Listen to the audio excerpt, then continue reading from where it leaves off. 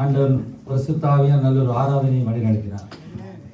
எனக்கு ஒத்தாசை வரும் பர்வதங்களுக்கு நேராக என் கண்கள் ஏறெடுக்கேன். வானத்தை பூமிப்படுத்த ஒத்தாசை வரும் என்ற அவர் சேருபீன்கள் கேராபின் நடுவிலே வாசம் பண்ணுற பரிசுத்தராயிருக்கிறார். அப்படிப்பட்ட ஆண்டவர் நம்முடைய எபினேசராயிருக்கிறார். இந்த சபை நடுவே உலாவி எங்கள் தேவனாயிருக்கிறார். அவரையே நாங்கள் நம்புவோம். ஒரு பாடலோடு நாங்கள் வார்த்தைக்கு கடந்து செல்லுவோம்.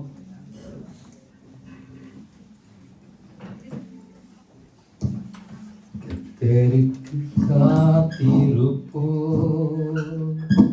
வெட்கப்பட்டு போவதில்லை.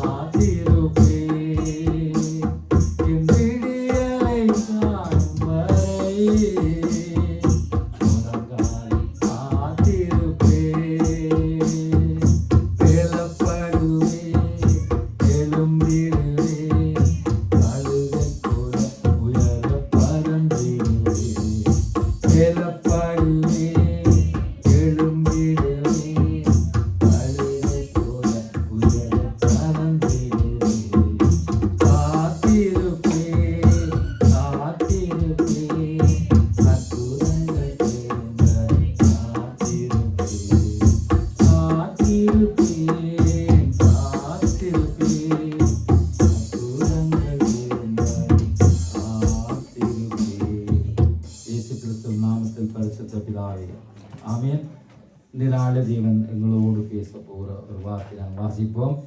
ஆபகுக் 2ஆம் அதிகாரம் 3வது வசனத்தை வாசிங்க. ஆண்டவர் இன்றைக்கு மீண்டுமா எங்களோடு இந்த வசனங்களுக்கு கூடாக பேசுவாராக. ஆபகுக் 2ஆம் அதிகாரம் 3வது வசனம். விளங்கும், அது பொய் சொல்லாது, அது தாமதித்தாலும் அதற்காய் காத்திரு, அது நிச்சயமாய் வரும், அது தாமதிப்பதில்லை. ஆமென். இந்த வசனங்களுக்கு கூட நாங்கள் செபிக்க போறோம், தியானிக்க போறோம். அல்லேலூயா. என்று பேசுவாரா, குறித்த காலத்துக்கு தரிசனம் இன்னும் வைக்கப்பட்டிருக்கிறது. அல்லேலூயா. தேவன் நம்மை குறித்து ஒரு தரிசனம் திட்டம் வைத்திருக்கிறார். நம்புறீங்களா? அல்லேலூயா. எங்கட பலன், எங்கட சுயாநீதி, எங்கட எதுவும் இல்லை. அவர் எங்களுக்கு ஒரு வரைபடம் போட்டு ஒரு தரிசனத்தை நடத்துகிறவராக இருக்கிறார். ரோமர் 8:30 சொல்லப்படுது. அதையும் வாசிங்க. ரோமர் 8:30.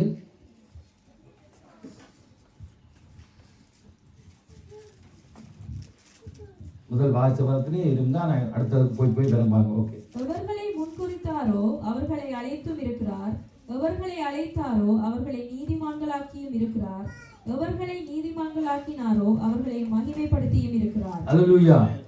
எவர்களை முன்குறித்தாரோ அவர்களை அழைத்தும் இருக்கிறார். ஏன்னா அவர் எங்களை குறித்த தரிசனம் இருக்கிறபடியால் எங்களை அழைத்திருக்கிறார். அழைத்தவர் நீதிமான்கள் ஆக்கி இருக்கிறார் என்று சொல்லப்படுகிறவர்களை நீதிமான்கள் அவர்களை மகிமைப்படுத்தி இருக்கான்னு சொல்லப்படும். அப்ப எங்களை தேவன் முன்குறித்து ஒரு நோக்கம், ஒரு திட்டத்தோடு தேவனுக்கு அந்த திட்டம் இருந்தபடியால் நம்மை அழைத்தார். அல்லேலூயா. சும்மா இந்த இடத்துல வந்து நாங்கள் இருக்கவில்லை. அப்போ எங்களுக்கு குறித்த காலத்துக்கு ஒரு தரிசனத்தை வைத்து எங்களை அழைத்திருக்கிறார். அந்த அழைப்பின் தரிசனம் இன்னும் வைக்கப்பட்டிருக்கிறது.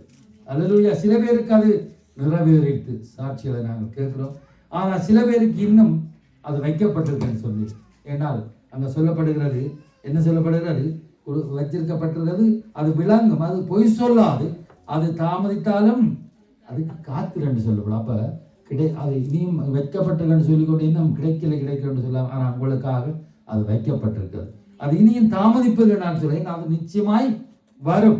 ஆவே அங்கே சொல்லப்படுகிறது, முடிவிலே அது விளங்கும், அது பொய் சொல்லாது, அது தாமதித்தாலும் அது காத்திரு, அது நிச்சயமாய் வரும், அது தாமதிப்பதில்லை என்று சொல்லப்படுகிறது. அது குறிப்பிட்ட காலத்துக்கு, அதாவது தேவன் முன்குறித்த காலத்துக்கு தரிசனம் இன்னும் வைக்கப்பட்டிருக்கிறது. வேதத்தில் பார்க்கிறோம், ஆபிரகாமை குறித்து தேவன் ஒரு தரிசனம் வைத்தார். ஆபிரகாம் 12ஆம் அதிகாரம் 1-2 வரை வாசிங்க. ஆதியாகமம் 12ஆம் அதிகாரம் 1-2 வரை எங்களுக்கு தெரிஞ்ச விஷயம். கர்த்தர் ஆபிரகாமை நோக்கி, நீ உன் தேசத்தையும் உன் இனத்தையும் உன் தகப்பனுடைய வீட்டையும் விட்டு புறப்பட்டு நான் உனக்கு காண்பிக்கும் தேசத்துக்கு போ. நான் உன்னை பெரிய ஜாதியாக்கி உன்னை ஆசீர்வதித்து உன் பேரை பெருமைப்படுத்துவேன், நீ ஆசீர்வாதமாய் இருப்பாய். ஆமென். அல்லேலூயா. அங்க சொல்ற, நான் உன்னை பெரிய ஜாதியாக்குவேன், உன் பேரை பெருமைப்படுத்துவேன், நீ ஆசீர்வாதமாய் இருப்பாய் என்று ஆண்டவர் சொல்லுகிறார். அப்ப ஆபிரகாமுக்கு அப்ப எத்தனை வயசு? 75 வயது. பார்த்தா தெரியும். ஆபிரகாம் ஆதியாகமம் 12 சொல்லப்படும். ஆபிரகாமுக்கு 75 வயசுல சொல்லுகிறார், நான் உன்னை பெரிய ஜாதியாக்கி உன் பேரை பெருமைப்படுத்தி நீ ஆசீர்வாதம் இருப்பார். அழைத்தவர் அவருக்கு, ஆனால் அழைக்கும் பொழுது அங்கே பிள்ளை இல்லை. ஆனால் அவர் சொல்றார், உன்னை பெரிய ஜாதியாய் ஆக்குவேன் என்று சொல்றார். இப்ப ஆதியாகமம் 17:1-2 வாசிங்க. ஆதியாகமம் 17:1-2.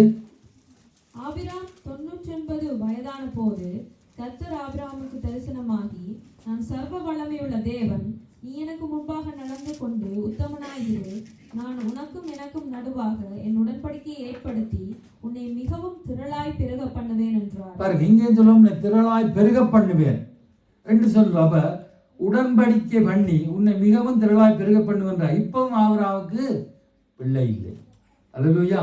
அவர் சொன்னபடி பாருங்க. இப்ப 21ஆம் அதிகாரம் 1-5 சீக்கிரமா வாசிங்க. ஆதியாகமம் 21:1-5. கர்த்தர் தாம் சொல்லியிருந்தபடி சாராள் பேரில் கடாட்சமானார். கர்த்தர் தாம் உரைத்தபடியே சாராளுக்கு செய்தருளினார். ஆபிரகாம் முதிர் வயதில் இருக்கையில் சாராள் கர்ப்பவதியாகி தேவன் குறித்திருந்த காலத்திலே அவனுக்கு ஒரு குமாரனை பெற்றாள். அப்பொழுது ஆபிரகாம் தனக்கு சாராள் பெற்ற குமாரனுக்கு ஈசாக்கு என்று பெயரிட்டான்.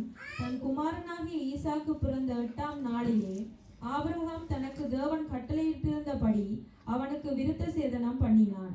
தன் குமாரனாகிய ஈசாக்கு பிறந்த போது ஆபிரகாம் 100 வயதாய் இருந்தான்.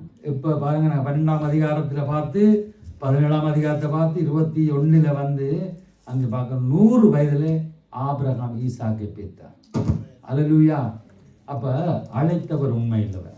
அவர் ஆபிரகாம் குறித்த தரிசனத்தை அங்கு நிறைவேற்றார். 100 வயதுல ஆபிரகாம் ஈசாக்கை பெற்றான்னு சொல்லப்படுது. அங்கே ஈசாக்கு மூலமாய் உன் சந்ததி விளங்கும் என்று சொன்ன கர்த்தர் சொல்லுகிறார். எப்படி? வானத்து நட்சத்திரங்களை அண்ணாந்தவார் கடற்கரை மனத்தை அளவுக்கு உன்னுடைய சனங்கள் பெருகும் என்று சொல்லுகிறார். ஏனால் அங்க பிள்ளை இல்லை, அப்பொழுதுதான் சொல்லுகிறார். ஆனால் ஈசாக்கு மூலமாய் உன் சந்ததி விளங்கும் என்று கர்த்தர் சொல்லுகிறார்.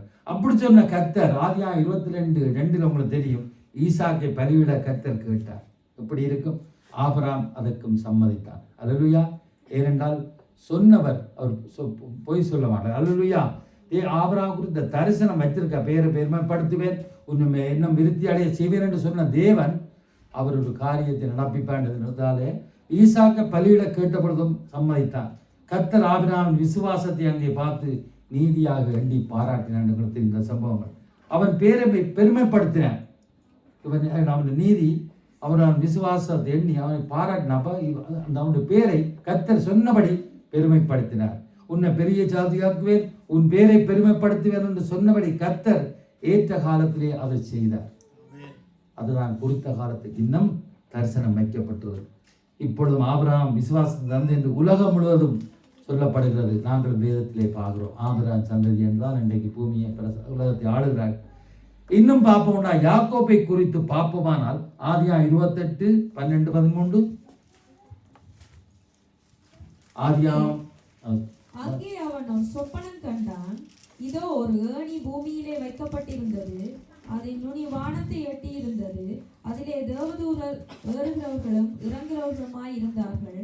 அதற்கு மேலாக கர்த்தர் நின்று, நான் உன் தகப்பனாகிய ஆபிரகாமின் தேவனும் ஈசாக்கின் தேவனுமாயிருக்கிற கர்த்தர், நீ படுத்திருக்கிற பூமியை உனக்கும் உன் சந்ததிக்கும் தருவேன். அல்லேலூயா. பாருங்க, அங்கே அவன் கண்ட சொப்பனத்தை கர்த்தர் சொல்வதை நாங்கள் பார்க்கிறோம். என்ன சொல்லுகிறார்? நீ படுத்திருக்க இந்த பூமியை உனக்கும் உன் சந்ததிக்கும் தருவேன். ஏன்னா அவர் குறித்தும் ஒரு சரிசனம் வைத்திருக்கிறார். அங்கே யாக்கோப் என்ற பெயரை மாற்றி இஸ்ரவேல் என்று பெயரிட்டு அங்கே அழைக்கிறார். ஆதியாகமம் 32:28 பார்த்தா தெரியும். இன்று இஸ்ரவேல் தேசமே அந்த யாக்கோப்பின் 12 கோத்திரங்களாம் இந்த தேசத்தில் அங்கே இஸ்ரவேல் தேசத்தில் இன்னைக்கு இருக்கிறார்கள். ஏன்? ஆபிரகாம் சொன்னவர் ஈசாக் மூலமாய் பேரை பெருமைப்படுத்தி சந்ததியை பெருக பண்ணினார். இப்போ யாக்கோப்பின் அந்த கோத்திரங்களாக அவர் அப்படியே அந்த பூமியை சுதந்திரிக்கும்படியாக கொடுத்திருக்கிறார். மற்றது யோசேப்பை குறித்து முக்கியமாக பார்ப்போனால், யோசேப்பு யாக்கோப்பின் செல்ல மகன். அவன் யாக்கோப்பை மிகவும் நேசித்தான். நாம் யாக்கோப்பை பற்றி யோசேப்பு யாக்கோப்பின் செல்ல மகன். யாக்கோப் மிகவும் நேசித்தான். நாம் யோசேப்பை பற்றி அடிக்கடி பார்க்கிறோம். ராகேலுக்கும் யாக்கோப் மிகவும் நேசித்த ராகேலுக்கும் யாக்கோப்புக்கும் பிறந்த அந்த கடைசி அந்த மகன் யோசேப்பை அவர் நேசித்தார்.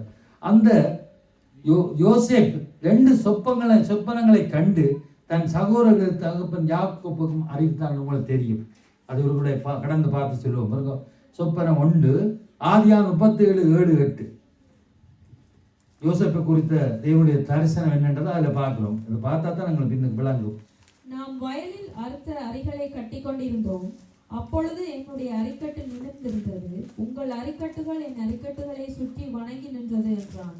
அப்பொழுது அவன் சகோதரர் அவனை பார்த்து, நீ எங்கள் மேல் துரத்தனம் பண்ணுவாயோ, நீ எங்களை ஆளப்போகிறாயோ என்று சொல்லி அவன் சொப்பனங்களின் நிமித்தமும் அவன் வார்த்தைகளின் நிமித்தமும் இன்னும் அதிகமாய் பகைத்தார்கள். கர்த்தர் அதிகமாய் யோசேப்பை நேசித்தபடியால் அப்படியாக சொப்பனங்களை வெளிப்படுத்த. அடுத்த 2வது சொப்பனத்தை பார்ப்போம். 37:9-11 அவன் வேறொரு சொப்பனம் கண்டு தன் சகோதரரை நோக்கி, நான் இன்னும் ஒரு சொப்பனத்தை கண்டேன். சூரியனும் சந்திரனும் 11 நட்சத்திரங்களும் என்னை வணங்கினது என்றான். இதை அவன் தன் தகப்பனுக்கும் தன் சகோதரனுக்கும் சொன்ன போது அவன் தகப்பன் அவனை பார்த்து, நீ கண்ட இந்த சொப்பனம் என்ன? நானும் உன் தாயாரும் உன் சகோதரனும் தலை மட்டும் குனிந்து உன்னை வணங்க வருவோமோ என்று அவனை கடிந்து கொண்டான். அவன் சகோதரர் அவன் மேல் பொறாமை கொண்டார்கள். அவன் தகப்பனோ அவன் சொப்பனத்தை மனதிலே வைத்துக் கொண்டான். ஆமே. இப்ப வருவோம். அங்க 1வது சொப்பனத்தை அவன் சொன்ன போது அவன் சொல்றான், நீ எங்கள் மேல் துரத்தனம் பண்ணுவாயோ, நீ எங்களை ஆள போகிறாயோ. மனுஷ மாம்சத்திலே சொல்லுகிறார். 2வது சொப்பனத்துல தகப்பன் கூட அவன் தகப்பன் யோசேப்பை பார்த்து தகப்பன் சொல்றான் யாக்கோப், நானும் உன் தாயும் சகோதரரும் தரை மட்டும் குனிந்து உன்னை வணங்க வருவோமோ, நேசித்த அப்பாவே. இப்ப கடிந்து கொள்ளுறாங்க சொப்பனத்துக்கு. அது கடிந்து கொண்ட தகப்பன், ஆனாலும் அந்த யாக்கோபு அவன் சொன்னதை மனதிலே வைத்துக் கொண்டான். ஏனென்றால் இது விருதாவான காரியமில்லை. அப்ப அங்க யோசேப் கண்ட சொப்பனம் அது தேவனுடைய தரிசனமாக இருந்தது. நடந்தது என்ன என்று நமக்கு எல்லாருக்கும் தெரியும். யோசேப் கண்ட சொப்பனம், தேவன் யோசேப்பை குறித்து அந்த வச்ச தரிசனம் எல்லாம் தெரியும். அதுக்கு பிறகு உங்களுக்கு தெரியும், அங்கே அதுக்கு பிறகு அவன் நடந்த காரியங்கள், சௌரங்கள், எவ்வளவோ அநியாயங்கள் செய்து அவன் கடைசியா பார்வோட சிறையில் அங்கே போகிற அதுக்கு இடையில் நடந்த சம்பவங்களுக்கு தெரியும். விற்கப்பட்டான், போய் குற்றம் சாட்டப்பட்டு போத்திவார் வீட்டில் இப்படியா போய் பார்வோனுடைய சிறையில் அடைக்கப்பட்டு அங்கே இருந்த பொழுது அங்கே பார்வோன் கண்ட சொப்பனத்துக்கு யோசேப்பு விளக்கம் கொடுப்படியாக அவன் சிறையிலிருந்து அங்கே வெளியேறி வருகிறது உங்களுக்கு தெரியும். அங்கே நடக்கிற காரியம் பாருங்க. 41ஆம் அதிகாரம் 39-43 அதிகாரத்தில் வாசிப்போம். பின்பு பார்வோன் யோசேப்பை நோக்கி, தேவன் இவை எல்லாவற்றையும் உனக்கு வெளிப்படுத்தி இருக்கிறபடியால் உன்னை விவேகமும் ஞானமுள்ளவன் வேறொருவனும் இல்லை. நீ என் அரண்மனைக்கு அதிகாரியா இருப்பாய். உன் வாக்கின்படியே என் ஜனங்கள் எல்லாரும் அடங்கி நடக்க கடவர்கள். சிங்காசனத்தில் மாத்திரம் முன்னிலும் நான் பெரியவனாய் இருப்பேன் என்றான். அல்லேலூயா. பாருங்க, அந்த சொப்பனத்தை யோசேப் சொன்னபடியால் அங்க யோசேப்பு எகிப்தில் அதிகாரியாக்கப்பட்டான்னு சொல்லப்படுகிறார். முன்குறித்து ஆண்டவர் ஒரு தரிசனத்தோடு அவனை அங்கே எவ்வளவோ துன்பங்கள் மத்தியில் அடைக்கப்பட்டு எயிலிருந்து இப்போ போய் எகிப்தின் அதிகாரியாக ஆக்கப்பட்டான்னு பார்க்குறேன். ஏன்னு சொன்னால் அங்கே ஆதியான் 41:54 அங்கே பார்வோன் கண்ட சொப்பனத்தை விளங்கப்படுத்த யோசப் சொல்கிறான், எல்லா இடங்களிலும் பஞ்சம் வரும்னு சொல்லிட்டு அதன்படி சகல தேசங்களிலும் பஞ்சம் உண்டாயிற்று. அது பிறகு யோசேப்பு அப்படியாக எல்லா இடத்துலையும் பஞ்சம் வந்தபடியால் எகிப்துக்கு அங்கே யோசேப்புடைய சகோதரர்கள் கடந்து செல்கிறார்கள். யோசேப்பின் சகோதரர்கள் எகிப்துக்கு அங்கே தானியம் கொள்ளும்படியாக அங்கே கடந்து செல்கிறார்கள். பாருங்க, கர்த்தருடைய வழிநடத்தலை பாருங்கள். தேவன் யோசேப்பின் மேல் வைத்த தரிசனம் அங்கே நிறைவேறுகிறது. அங்க பாருங்க 42 ஆதியா 42:6-11 வரை வாசிங்க. யோசேப்பு அத்தேசத்து அதிபதியாயிருந்து தேசத்தின் ஜனங்கள் யாவருக்கும் விற்றான். யோசேப்பின் சகோதரர் வந்து முகம் குப்பர தலையிலே விழுந்து அவனை வணங்கினார்கள். யோசேப்பு அவர்களை பார்த்து தன் சகோதரர் என்று அறிந்து கொண்டான். அறிந்தும் அறியாதவனைப் போல கடினமாய் அவர்களோடு ஆதியாகமம் 42:6-11. சரி, என்ன? ஓகே, நான் தான் பிள்ளையார் சொல்லுங்க. 42 வாசிங்க.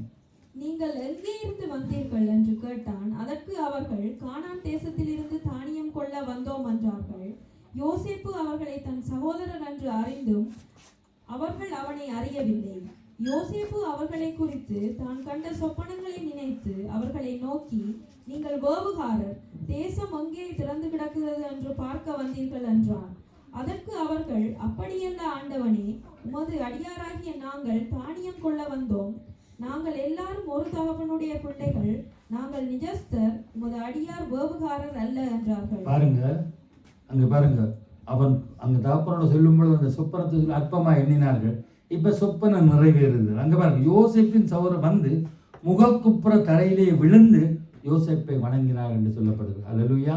உங்களுடைய அறிக்கட்டுகள் என்னுடைய அறிக்கட்டை நிற்கும் பொழுது உங்களுடைய அறிக்கட்டுகள் என்னை அந்த அறிக்கட்டை வணங்குறேன்னு சொன்னது. பாருங்க, குறித்த காலத்துக்கு தரிசனம் வைக்கப்பட்டிருக்கின்றது, நிறைவேறுது. அப்ப அங்கே யோசேப்பு ஆதியா 37 கண்ட முதலாவது சொப்பனம், என்னுடைய அறிக்கட்டு நிமிர்ந்து நின்றது, உங்கள் அறிக்கட்டுகள் என் அறிக்கட்டை சுற்றி வணங்கி நின்றது என்றார்கள். பாருங்க, அடுத்தது சூரியனும் சந்திரன் 2வது சொப்பனம், 11 நட்சத்திரங்களும் என்னை வணங்கினது என்றார். 11 நட்சத்திரம் 12 பேர் யாக்கோபுடைய பிள்ளைகள். 11 பேரும் அங்கே வணங்குகிறார். குறித்த காலத்திலே தரிசனம் நிறைவேறுகிறது. அது பொய் சொல்லவில்லை. அது தாமதித்தாலும் அது காத்திருக்கும் போது நிச்சயமாய் விடுவென்ற பிரகாரம் அது நடக்கிறது. பாருங்க 10ஆம் வசனத்திலே அதற்கு அவர்கள், அப்படியல்ல ஆண்டவனே என்று சொல்கிறார். அல்லேலூயா. ஆண்டவன். அப்ப ஆண்டவர் என்று சொன்னால் பிறகு என்ன? ஆண்டவன் என்று சொல்ற யாரை சொல்ல? அதிகாரி. பிறகு என்று சொல்லப்படும். பிறகு 11ஆம் வசனம், உமது அடியாராகிய நாங்கள், உமது அடியார் நாங்கள் வேவுகாரர் அல்ல. அங்க ஆண்டவன்டா எஷமான், அடியார்கள் என்று சொன்னால் அடிமைகள். அல்லேலூயா. ஆண்டவன் என்ன என்று சொல்லப்படுது. அப்ப உமது அடியாரைய நாங்கள் வேவுகாரர்கள் அல்ல. ஆகவே தேவன் ஒருவருடைய வாழ்க்கையிலே நோக்கம் வைப்பார்கள், அவர் உயர்ந்த இடத்திலே வைப்பார். அவன் ஏற்கனவே தனக்கு யோசேப்புக்கு தெரியாது நடக்க போற காரியம், தனக்கு எல்லாம் உளப்பாடுகள் வந்து தான் அங்கே போய் அதிகாரியா எகிப்தின் அதிகாரி உயர்த்தப்படும் தெரியாது. தேவன் வெளிப்படுத்தின அந்த தரிசனத்தை சொல்லும் பொழுதே நையாண்டி பண்ணினார்கள். அதே போல அங்க வழிநடத்த பாருங்க, பஞ்சம் உண்டாது ஒரு தானியத்துக்காக போய் காலில் விழுந்தார்கள். அல்லேலூயா. தேவனுடைய தரிசனம் வீணாக ஏனென்று சொன்னால் சங்கீதம் 46:10-11 சொல்வது, நீங்கள் அமர்ந்திருந்து நானே தேவன் அறிந்து கொள்ளுங்கள், ஜாதிகளுக்கு உயர்ந்துப்பேன் பூமியிலே உயர்ந்திருப்பேன் சொன்ன பிரகாரம் யோசேப்பு அமர்ந்திருந்தான். தேவன் அவன் மேல் வைத்த தரிசனத்தை நிறைவேற்றி அங்கே முடித்தார் என்று பார்க்கிறோம். மீண்டும் என்ன பாருங்க, ஆதியா 43:26-28 வாசிங்க. 43:26-28. யோசேப்பு வீட்டுக்கு வந்தபோது அவர்கள் தங்கள் கையில் இருந்த காணிக்கையை வீட்டுக்குள் அவனிடத்தில் கொண்டு போய் வைத்து தரை மட்டும் குனிந்து அவனை வணங்கினார்கள். அப்பொழுது அவன் அவர்கள் சுக செய்தியை விசாரித்து, நீங்கள் சொன்ன முதிர் வயதான உங்கள் தகப்பன் சுகமாய் இருக்கிறாரா, அவர் இன்னும் உயிரோடு இருக்கிறாரா என்று அவர்களிடத்தில் விசாரித்தான். அல்லேலூயா.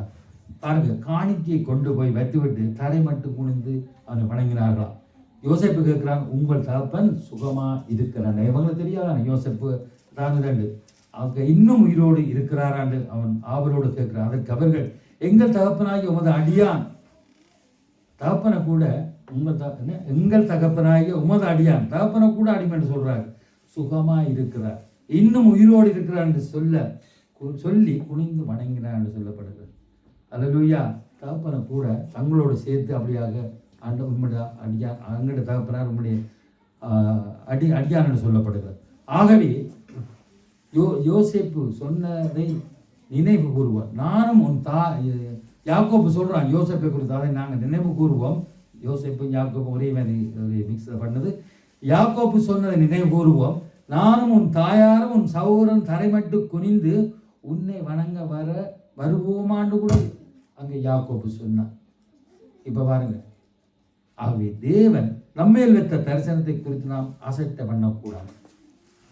பண்ணக்கூடாது. ஏசாயா 58:14 அங்கே அதை வாசிங்க. ஏசாயா 58:14. எங்களுக்கு தரிசனத்தை வைத்திருக்க அநேக விதமான காரியங்கள் தேவன் வெளிப்பட்டிருக்க. ஏசாயா 58:14. அப்பொழுது கர்த்தரின் மனமகிழ்ச்சியாயிருப்பாய், பூமியின் உயர்ந்த இடங்களில் உன்னை ஏறி இருக்கும்படி பண்ணி உன் தகப்பனாகிய யாக்கோபுடைய சுதந்திரத்தினால் உன்னை போஷிப்பேன், கர்த்தருடைய வாய் இதை சொல்லிற்று. இது எங்களுக்கு தேவன் கொடுத்த வாக்குத்தத்தம். அல்லேலூயா. பூமியின் உயர்ந்த இடத்துல என்னை ஏறி இருக்க பண்ணுவார்னு சொல்லப்படுகிறது. இன்றைய நாளிலே எங்களையும் எங்கள் சந்ததிகளையும் கர்த்தர் இப்படியாக எங்கள் மேல் வைத்த தரிசனத்தின்படி அவர் எங்கள் மேல் வைத்த திட்டம் பெரிதாக இருக்கிறது. அதான் நாங்கள் பக்தமான நான் கொண்ட திட்டம் சிறிதாக இருந்தும் நீ கொண்ட திட்டம் பெரிதாக இல்லை ஒன்று பாடுகிற அவர்கிட்ட. தேவன் எங்களை குறித்து உங்களை குறித்து ஒரு திட்டம், ஒரு நோக்கம் வச்சிருக்கிறார். யோசேப்புட வாழ்க்கையிலே தேவன் வைத்த தரிசனம் முடிவிலே நிறைவேறினது போல நம்முடைய வாழ்க்கையிலும் நிறைவேறும். இந்த ஏசாயா 58:10 பூமியின் உயர்ந்த இடத்திலே கர்த்தருடைய பிள்ளைகளை கொண்டே ஆண்டவர் வைக்கிறவராக அப்படிதான் யோசேப்பை கொண்டு வைத்தார். மீண்டும் நாங்கள் திரும்ப வருவோம். ஆபகுக் 2:3 ஆபகுக் 2:3 குறித்த காலத்து தரிசனம் இன்னும் வைக்கப்பட்டிருக்கிறது. ஓகே, முடிவிலே அது விளங்கும். போதும். அங்க சொல்லப்படும் குறித்த காலத்து தரிசனம் இன்னும் வைக்கப்பட்டிருக்க. முதலாவது முடிவிலே அது விளங்கும். ஆபிரகாமை 75 வயதிலே அழைத்த தேவன் அவனை 100 வயதிலே ஈசாக்கை கொடுத்து ஈசாக்கின் மூலமாய் உன் சந்ததி விளங்கும் என்று சொன்னார். சொன்னவர் வானத்து நட்சத்திரங்களை போலவும் கடற்கரை மணத்தை போலவும் பெரிய ஜாதியாக்கினார். இது ஆதியாம் 15:5 வார்த்தை தெரியும். அப்ப விசுவாசத்தின் தந்தை என்று ஆவூரான சொல்லப்படும் பேரை பெருமைப்படுத்தி என்று சொல்ல மீண்டும் வருகிறேன். அப்படியாக விசுவாசத்தின் தந்தை என்று பேரை பெருமைப்படுத்தி புறஜாதிகளுக்கும் தகப்பனாக ஆபிரகாமை ஆசீர்வாதமாய் வைத்தார். நாங்களும் ஆபிரகாம் சந்ததி. அல்லேலூயா. ஆகவே ஆபிரகாம் குறித்த தரிசனம் முடிவிலே அங்கே விளங்கினது. யாக்கோபு ஈசாக்கின் 2வது மகனான பிறந்தபோது தேவ தரிசனத்தின்படி ஏசாவுடைய சிரேஷ்ட புத்திரவாதத்தை அங்கே பெற்றுக்கொண்டார். அவன் தந்திரமாக பெற்றுக்கொண்டான். அது வேதத்தை தியோகாரிகள் ஆனாலும் கர்த்தருடைய அது வழிநடத்தலாக இருக்கிறது. பின்னும் எத்தனாயிருந்த யாக்கோப்பை இஸ்ரவேலாக மாற்றினார். இஸ்ரவேல் என்றால் தேவனுடைய பிறகு என்று அர்த்தம். இஸ்ரவேலின் பிள்ளை அங்கே பிள்ளை 12 கோத்திரமாக இருந்து இஸ்ரவேல் தேசத்திலே உள்ள வேண்டும் வேண்டுமா நாங்கள் சொல்லுவோம். அப்போ பெரிய வல்லரசு நாடுகளாக நல்ல வல்லரசு நாடாக இஸ்ரவேல் இருக்கிறது. பெரிய அந்த பெரிய பெரிய அமெரிக்கா பெரிய வல்லரசு நாடுகள் கூட இன்றை பயப்படக்கூடிய அளவுக்கு அந்த குட்டி இஸ்ரவேல் தேசத்தை கர்த்தர் அப்படியாக எழுப்பி வைத்திருக்கிறார்.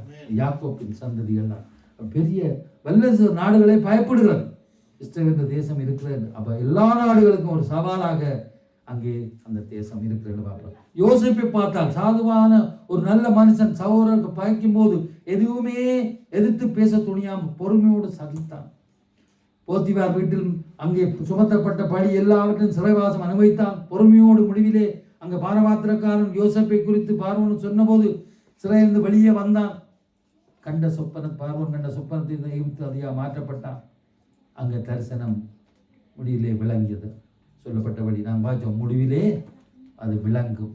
தரிசனம் முடிவிலே விளங்கும். நம்முடைய வாழ்க்கையிலும் என்ன காரியம் இருந்தாலும் தேவன் முடிவிலே விளங்க செய்வார். நம்மை குறித்து தேவன் தரிசனம் வைத்திருக்கிற அந்த அதை முடிவிலே விளங்க பண்ணுவார். ஆமோ இல்லையோ? அல்லேலூயா. ஏனென்றால் அடுத்த வசனம் என்ன சொல்லு, வாசிங்க. அது முடிவிலே விளங்க. அடுத்த வசனம், அது பொய் சொல்லாது. அப்படிதான் இருக்கு. அது பொய் சொல்லாது. எது பொய் சொல்லாது? தேவனுடைய வார்த்தை பொய் சொல்லாது. வாக்கு தத்தம் சொன்னவர் அது பொய் சொல்ல மாட்டார். நமக்கு கொடுத்த வாக்கு தத்தங்க பொய் சொல்ல முடியாது. எண்ணாம் 23:19 சொல்லப்படுது, பொய் சொல்ல தேவன் ஒரு மனிதன் அல்ல, மனம் மாற ஒரு மனுபுத்திரன் அல்ல. அப்படிப்பட்ட அந்த மனிதனோட வார்த்தை ஒருவேளை அது ஒரு செகண்டிலே அல்லது நிமிஷத்திலே அல்லது ஒரு நாளிலே மனுஷனோட வார்த்தை சொல்லப்பட்ட வார்த்தை மாறிவிடும். எதுவெல்லாம் சொல்லுவார்கள், திடீரென அவருடைய சுபாவ குணத்தை காட்டி விடுகிறார். இது மனுஷனுடைய இயல்பு. சொன்ன வாக்குறுதிகள் எல்லாம் மாறிவிடும். ஆனால் தேவன் போய் சொல்ல அவர் மனுபுத்திரர் இல்லை, மனம் மாற அவர் அப்படி மனபுத்திரர் இல்லை. ஆகவே அதான் தேவன் மனம் மாற ஒரு புது மனுபுத்திரர் அல்ல, அவர் சொல்லியும் செய்யாதிருப்பார். அதான் நாங்கள் படிக்கிறோம். தேவன் உனக்கு சொன்ன வார்த்தை எல்லாம் ஒன்று கூட மாறி போவதில்லை, நேற்றும் இன்றும் இன்றும் மாறா தேவன் இயேசு மாறினார். தாய் கூட பிள்ளைகளை மறந்து போகலாம். அல்லேலூயா. தேவன் உனக்கு சொன்ன வார்த்தை அது மாறாதது, அது சத்தியம் உள்ளதா இருக்கிறது. வேதம் சொல்ற நம்மை அழைத்தவர் உண்மையுள்ளவர், வாக்குத்தத்தம் செய்தவர் மாறாதவர், நேற்றும் இன்றும் என்றும் மாறாதவர். என்னுடைய உங்களுடைய வாழ்க்கையில் தேவனுடைய வார்த்தை பொய் சொல்லாது. அநேக வாக்குத்தத்த பணிகளை நடத்துகிறார், அது பொய் சொல்வதும் இல்லை, அது ஆமென்றும் ஆமென் இருக்கிறது. ஆமென் சொல்லுமா? அல்லேலூயா. ஆகவே நம்ம குறித்த தேவன் வைத்திருக்கிற தரிசனம் முடிவிலே விளங்கும் என்று சொல்லப்படுகிறது, அது பொய் சொல்லான்னு சொல்லப்படுகிறது. அடுத்த 3வது வாசிங்க. அது தாமதித்தாலும் அதற்காய் காத்திரு. அல்லேலூயா. அங்கே அது முடிவிலே விளங்கும், அது பொய் சொல்லாது. அது தாமதித்தாலும் அதுக்கு காத்திரு. தேவனுடைய வேலைக்காக நாம் காத்திருக்க வேண்டும். தேவனுடைய நன்மைக்காக தேவன் நம்ம உயர்த்தும்படியாக நாம் காத்திருக்க வேண்டும். நெடுங்காலமாய் காத்திருக்கிறது இழைக்கின்றான். ஆனால் விரும்பின வரும்போது இவ விரிச்சம் போல் இருக்கு. ஆனால் காத்திருக்க சொல்லு, வேதம் சொல்லுவது. காத்திருப்பு என்பது லேசான காரியம் இல்லை. சங்கீதம் 27:14 கர்த்தருக்கு காத்திர அவர் நிதியத்தை ஸ்திரப்படுத்துவார், திடமனதாயிருந்து கர்த்தருக்கே காத்திர என்று சொல்லப்படுது. தேவனுடைய கட்டம் அது தாமதித்தாலும் அதற்காக நீ திடமனதாய் காத்திரு. தேவனுடைய வார்த்தையை நம்பி காத்திரு. சங்கீதம் 31:19 சொல்லப்பட்டது, அவர் நமக்கு உண்டு பண்ணி வைத்திருக்கிற நன்மை எவ்வளவு பெரிதா இருக்கிறாங்க. வாசிப்போம். சங்கீதம் 31:19.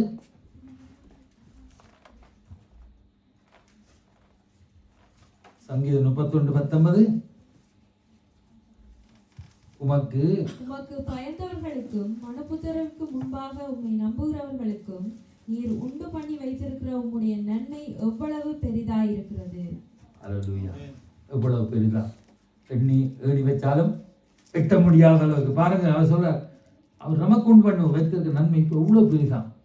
ஏதோ பணம் பொருள் அல்ல, உலகத்தில் அது எல்லாருக்கும் கிடைக்குதா. ஆனாலும் தேவன் வைத்திருக்கிற அந்த நன்மை, அந்த தரிசனம் அங்கே நிறைவேறுதா பார்ப்போம். இன்னொரு வசனம், சங்கீதம் 33:18-19. தமக்கு பயந்து தமது கிருபைக்கு காத்திருக்கிறவர்களின் ஆத்துமாக்களை மரணத்துக்கு விலக்கி விடுவிக்கவும் பஞ்சத்தில் அவர்களை உயிரோடே காக்கவும் கர்த்தருடைய கண் அவர்கள் மேல் நோக்கமாயிருக்கிறது. அல்லேலூயா. அப்ப காத்திருக்க வேண்டும். அது தாமதித்தாலும் அதுக்கு காத்திருந்த அந்த ஆபகுக்குள்ள சொல்லப்பட்டபடி நாங்கள் காத்திருக்க வேண்டும். அங்கே ஆத்துமாய் மரணத்தில் ஊற்றி விலக்கி பஞ்சத்தில் உயிரோடு காக்கிறாராம். அல்லேலூயா. நாம நித்திய ஜீவனுக்கென்று அங்கு அழைத்தவர், அங்கு ரட்சிக்கிறார். நீதிமான் கைவிடப்பட்டு அவன் சந்ததி அப்பத்துக்கு அலைந்திருந்தாங்க, நான் ஒருவதும் காணவில்லை என்று இங்கே சங்கீதக்காரன் சொல்லுகிறார். சங்கீதம் 33:20 அவருக்காக காத்திருக்கும் போது அவரே நமக்கு துணையும் கேடகமாயிருக்கிறார். அப்போ நாங்கள் அது தாமதிப்பில்லை, அதுக்காக காத்திரண்டு. ஒரு சம்பவத்தை நாங்கள் சீக்கிரம் வாசிப்போம். உங்களுக்கு லூக்கா 2ஆம் அதிகாரத்தை வாங்க, 25 32 வரை. லூக்கா. அப்பொழுது சிமியோன் எனும் பெயர் கொண்ட ஒரு மனுஷன் எருசலேமில் இருந்தான். அவன் நீதியும் தேவ பக்தியும் உள்ளவனாயும் இஸ்ரவேலின் ஆறுதல் வர காத்திருக்கிறவனாயும் இருந்தான். அவன் மேல் பரிசுத்த ஆவி இருந்தார். கர்த்தருடைய கிறிஸ்துவை நீ காணும் முன்னே மரணமடைய மாட்டாய் என்று பரிசுத்த ஆவியினாலே அவனுக்கு அறிவிக்கப்பட்டும் இருந்தது. அவன் ஆவியின் ஆவுதலினாலே தேவாலயத்தில் வந்திருந்தான். இயேசு எனும் பிள்ளைக்காக நியாயப்பிரமாண முறைமையின்படி செய்வதற்கு தாய் தகப்பன்மார் அவரை உள்ளே கொண்டு வருகையில் அவன் அவரை தன் கைகளில் ஏந்தி கொண்டு தேவனை ஸ்தோத்தரித்து, ஆண்டவரே, உமது வார்த்தையின்படியே உமது அடியேனை இப்பொழுது சமாதானத்தையோட போக விடுகிறீர். பிரஜாதிகளுக்கு பிரகாசிக்கிற ஒளியாகவும் உம்முடைய ஜனமாகிய இஸ்ரவேலுக்கு மகிமையாகவும் தேவரீர் சகல ஜனங்களுக்கு முன்பாக ஆயத்தம் பண்ணின உம்முடைய இரட்சணியத்தை என் கண்கள் கண்டது என்றார். அல்லேலூயா. உங்களுடைய சிமியோன் ஆண்டவராய் இயேசு கிறிஸ்து பிறந்து அவரை காணும்படியா தேவனுடைய வார்த்தையின்படி அவன் அங்கே காத்திருந்தான். அந்த முதிர் வயதில் அங்கே சிமியோன் காத்திருந்த போது அந்த இரட்சகரை அவருடைய கண்கள் கண்டது. இது பெரிய ஒரு பிரசங்க நாங்கள் சுருக்காதது. ஆகவே காத்திரு, தாமதித்தாலும் அது காத்திரு, நிச்சயமாய் வரும். ஆகவே அங்கே சொல்லுவது சங்கீதம் 37:9 சொல்லுது, பொல்லாதவர்கள் அறுப்புண்டு போவார்களாம், ஆனால் கர்த்தருக்கு காத்திருக்கிறோளோ பூமியை சுதந்திரித்துக் கொள்வார்களாம். பொறுமையோடு நாங்கள் காத்திருக்கும் பொழுது பூமியை சுதந்திரிக்கலாம். அதான் யாக்கோபு சந்ததி அங்கே பூமியை அரசாளுகிறார். சங்கீதம் 40:1 சொல்லுவது, பொறுமையிடம் காத்திருக்கும் போது நமது பக்கமாய் சார்ந்து எங்கள் கூப்பிடுதலை கேட்டார். எங்களை பொறுமையோ பார்க்குறாரோ, எங்களை முறுமுறுப்பை பார்க்குறாரு, பொறுமையை தான் பார்க்குறாரு. அல்லேலூயா. பொறுமையிடம் தான். சங்கீதம் 30:5-6 வாசிங்க. சங்கீதம் 30:5-6 சீக்கிரமாய். அவருடைய கோபம் ஒரு நிமிஷம், அவருடைய தயவோ நீடிய வாழ்வு. இல்ல, சங்கீதம் 130:5-6. கர்த்தருக்கு காத்திருக்கிறேன், என் ஆத்துமா காத்திருக்கிறது, அவருடைய வார்த்தையை நம்பி இருக்கிறேன். எடுத்துட்டீங்களா? எப்பொழுது விடியுவன் வாசிங்க. கர்த்தருக்கு காத்திருக்கிறேன், என் ஆத்துமா காத்திருக்கிறது, அவருடைய வார்த்தையை நம்பி இருக்கிறேன். எப்பொழுது விடியும் என்று விடிய காலத்துக்கு காத்திருக்கிற ஜாமக்காரரை பார்க்கிலும் அதிகமாய் என் ஆத்துமா ஆண்டவருக்கு காத்திருக்கிறது. சங்கீதக்காரன் எப்படி இருக்கணுமா? விடிய காலத்துக்கு காத்திருக்கிற ஜாமக்காரர் பாருங்க, அவருடைய வார்த்தையை நம்பி அவருக்கு காத்திருக்கிற சங்கீதக்காரன் சொல்லுகிறார். அப்ப கர்த்தர் சொன்ன வாக்குத்தத்தை தாமதித்தாலும் அதற்கு காத்திரு. அல்லேலூயா. காத்திரு.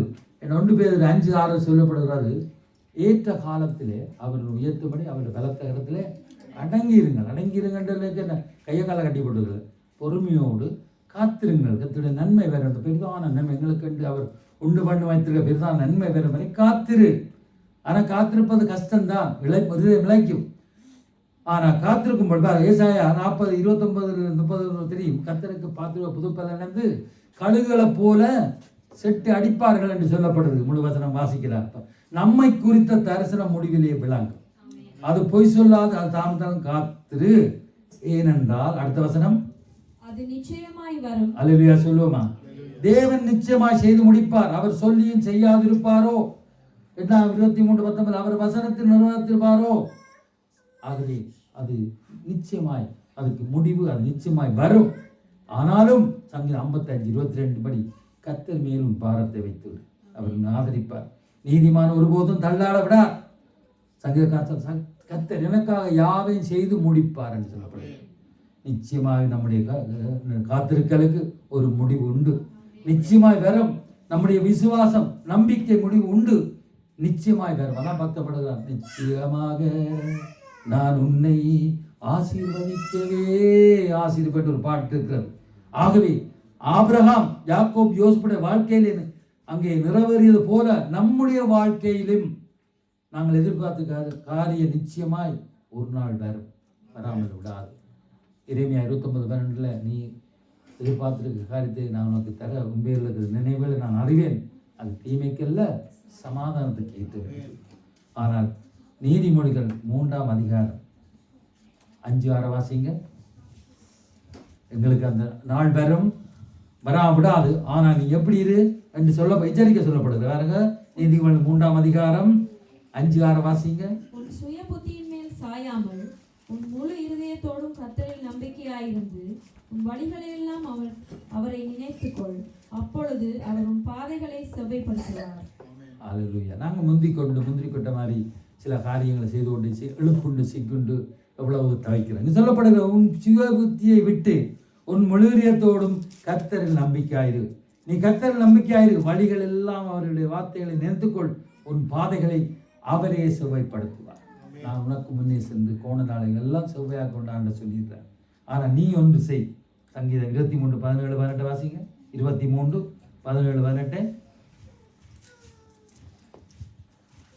நீ உன் சுயபுத்தியை விட்டு உன் மனமந்தோடும் கர்த்தர் நம்பிக்கையாருன்னு சொல்லி போட்டு சொல்லுகிறார். வாசிங்க. உன் மனதை சங்கீதம் 23 நீதிமொழி 23:17-18 சொல்லி.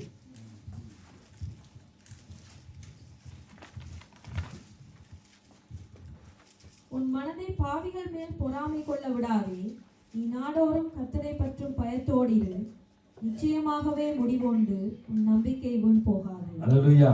நாங்க பாடினது போல நம்பிக்கை வீண் போக. உன் மனதை பாவிகள் மேல் பொறாமை கொள்ள விடாதே. நம்மை சுற்றி இருக்கிற மாயமாலக்காரரை பற்றி நீ எரிச்சல் ஆகாதே.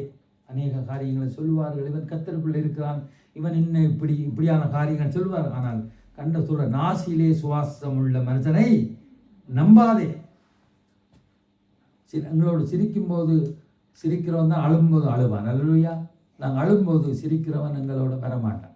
அல்லேலூயா. நீ நாடோறும் கர்த்தரை பற்றி பயத்தோடு இரு, அப்பொழுது நிச்சயம் முடிவு உண்டு, உன் நம்பிக்கை வீண் போகாது. நீ அவரின் முகத்தை நோக்கி பார்த்தா உந்தன் வாழ்வு வெளிச்சமாக மாறும். கர்த்தருக்கு காத்திருப்போர் வெட்கப்பட்டு போவது. அல்லேலூயா. அவரை நோக்கி பார்த்தார் உன்னுடைய வாழ்க்கை. அவரை நோக்கி பார்த்து பிரகாசம் அடைந்த அவர் வெட்கப்படவில்லை. கர்த்தருக்கு ஒரு நாளும் வெட்கப்பட்டு போவதில்லை. நீதிமொழிகள் மீண்டும் வாசிக்க 13:12 நெடுங்காலமாய் காத்திருக்கு இருதயத்தை இழைக்க பண்ணும், விரும்பின வரும்போது ஜீவ விருத்தம் போல் இருக்கும். அல்லேலூயா. கர்த்தரின் ஆனால் காத்திருக்கிற கொஸ்டன் தான். ஆனால் கர்த்தருடைய வழிநடத்தங்களை தெரியாது. ஆனால் இருந்து அதை நாங்கள் பெற்றுக்கொள்ளும் பொழுது அது ஜீவ ஊற்றாக ஜீவ விருட்சமாக எங்களுக்கு இருக்குது. ஆகவே நாம் விரும்பின நிச்சயம் வரும். அதனால் அடுத்தது வாசிங்க. நாங்கள் ஆபகுக்குள்ள வருவோம். அது நிச்சயமாக வரும். அடுத்தது அது தாமதிப்பது. அல்லேலூயா. இஸ்ரவேலின் தேவன் உறங்குவதும் இல்லை தூங்குவதும் இல்லை. நாங்கள் பாடினோம். கைவிடுவதும் இல்லை விட்டு விலகவும் இல்லை. அப்ப இனி அது தாமதிப்பதில்லை. அது நிச்சயம் வரும் என்று சொன்ன அந்த வார்த்தை ஆவியானவர் சொல்றார். அது இனி தாமதிப்பில்லை. கிட்ட வந்து வாசல் படியில வந்துடுது. இஸ்ரவேலின் உறங்குவது என்று சொல்லப்படும். ஆகவே சங்கீதம் 54:7 அவர் எல்லா நெருக்கத்திலும் நீக்கி அவர் விடுவித்தார் என்று சங்கீதக்காரன் பாடுகிறார். சங்கீதம் 34:15 கர்த்தருடைய கண்கள் நீதிமான் மேல் நோக்கமாயிருக்கிறது, அதனால் இனி தாமதிப்பதில்லை. சங்கீதம் 34:19 நீதிமானுக்கு வரும் துன்பங்கள் இருந்து அவரை விடுவிக்கிறார், அதனாலும் காத்திரு, அது தாமதிப்பேர் சொல்லப்படுது. சங்கீதம் 115:12 சொல்லப்படுது. கர்த்தர் நம்மை நினைத்திருக்கிறார், நம்மை அவர் ஆசீர்வதிப்பார். அது மட்டுமில்லை, உங்களுக்கு தெரியும் நீதிமொழிகள் 10:22 கர்த்தருடைய ஆசீர்வாதமே ஐஸ்வர்யத்தை தரும், அதனோட வேதனையை கூட்டார். அவருடைய ஐஸ்வர்யம் எதுவோ அது வேதனை இல்லாது. துக்கராக்கள் முடிந்தது, அது சீக்கிரத்தில் நீங்க விழுந்த லேசான உபத்திரம். சொப்பனியா 3:15 சொல்லப்பட்ட கர்த்தர் நடுவில் இருக்கிறார், இனி நீ தீங்கை காணாதிருப்பார். அல்லேலூயா. என்னுடைய தரிசனம் அங்கே இனி தாமதிப்பதில்லை, நிறைவேறும். ஆகவே குறித்த காலத்துக்கு தரிசனம் இன்னும் வைக்கப்பட்டிருக்கிறது, முதுகிலே விளங்கும். அது பொய் சொல்லாது, அதை அமைத்தாலும் அதை காத்திரு, அது நிச்சயமா மேலும், அது இனியும் தாமதிப்பது. ஆகவே இன்றைக்கு இந்த நாட்களில் இந்த இடத்துல யாராவது ஒரு எதிர்பார்ப்போடு இருப்பீர்களானால் தேவன் உன்னை குறித்து ஒரு தரிசனம் அங்கு ஒரு நோக்கம் வைத்திருக்கிறார். அது அந்த வசனத்தின்படி ஆக கடவுள். தேவைகள், வியாதிகள், ஆவிக்குரிய பூமிக்குரிய காரியங்கள், குடும்பத்தின் எதிர்காலம், பிள்ளைகளின் எதிர்காலம் எதுவாயிருந்தாலும் கர்த்தர் என்று பேசின வார்த்தைகள் உங்களை ஆசீர்வதிப்பார். உங்களை குறித்து தேவன் ஒரு தரிசனம் வைத்திருக்கிறார். அதை நீ நம்பு, ஆசீர்வதிப்பார். விசுவாசியுங்கள். எங்களை குறித்து நாங்கள் இலங்கை தேசத்திலிருந்து எப்படியெல்லாம் இருந்தோம் எங்களுக்கு தான் தெரியும். இந்த இடத்துல இன்றைக்கு இந்த நிமிஷம் இந்த செகண்ட் இது இருக்கிறோம்னு சொன்னால் தேவனுடைய தரிசனம், நோக்க, திட்டம். இந்த இடத்துல இந்த வசனம் உயிருள்ள உண்மையுள்ள சாட்சியாய் அநேகருக்கு நாங்கள் இருக்கிறோம். ஒரு வசனத்தை பார்த்து நாங்கள் முடிப்போம். ஏசாயா 51:11 நாங்கள் எல்லாரும் வாசிப்போம். ஏசாயா 51:11 எல்லாரும் வாசிப்போம். 51:11 இந்த வசனம் ஆபகுக் 2:3 நிறைவேறும் பொழுது நாங்கள் எப்படி இருப்போமா? 51:11 வாசிங்க. அப்படியே கர்த்தரால் எல்லாரும் அப்படியே கர்த்தரால் மீட்கப்பட்டவர்கள் ஆனந்த கலைப்பிடம் பாடி சீயோனுக்கு வருவார்கள். நித்திய மகிழ்ச்சி அவர்கள் தலைமையில் இருக்கும். சந்தோஷமும் மகிழ்ச்சி அடைவார்கள். சஞ்சலம் தவிப்பு முடிப்போம். இந்த தரிசனம் நிறைவேற வேளையிலும் எல்லாம் இருக்கிற எல்லா பிரசர் எல்லாம் போயிடும். அல்லேலூயா. அதுதான் ஆண்டவர் படிச்சிருக்கிறார். ஆகவே குறித்த காலத்துக்கு இன்னும் தரிசனத்தை வைத்திருக்கிறோம். நாங்கள் எழுந்திருப்போம். ஒரு பாடலோடு இந்த வார்த்தைகளுக்கு நாங்கள் ஒப்பு கொடுத்து செவிக்க போகிறோம். தேவன் குறித்த காலத்தில் எங்களுக்கு தரிசனம் வைக்கப்பட்டிருக்கு. அது முடிவிலே விளங்கும். அது பொய் சொல்லாது. அது தாமத்தால் காத்து அது நிச்சயமாய் வருமென்று சொன்னவர். இந்த பாடலை உற்சாகமாய் பாடும் பொழுது எங்களை நான்